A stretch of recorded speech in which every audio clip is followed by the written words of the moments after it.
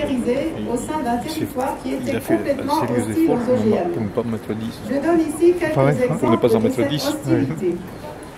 À un niveau environnemental, les représentants de l'Institut vivent contre les milliers de personnes qui militent pour une région sans OGM, contre les multiples associations qui ont dénoncé les serres, contre le réseau Natura 2000 situé sur la commune de Colmar, contre les municipalités qui ont déclaré leur territoire interne d'OGM, contre la charte du parc naturel régional dont les limites jouxtent Colmar, contre l'agenda 21 de la ville de Colmar et le contenu de son PDD.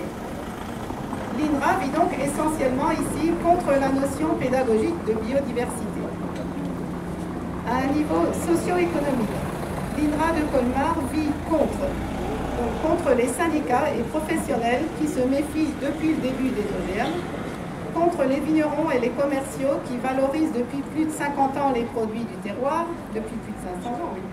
L'avis de la majorité des consommateurs, le CFPPA de Rouffard qui propose des formations vignes pour installer des jeunes agriculteurs en bio, les chercheurs qui dénoncent régulièrement les cultures plein champ.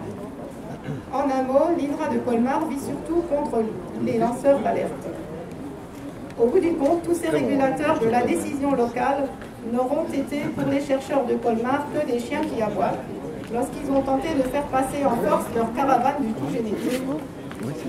Au-delà de ces considérations locales, j'ai voulu neutraliser cet essai pour dénoncer une vision pyramidale et centraliste de la prise de décision, avec au sein du CLS des partenaires sociaux qui, pour la plupart, ne représentent que l'État ou que eux-mêmes.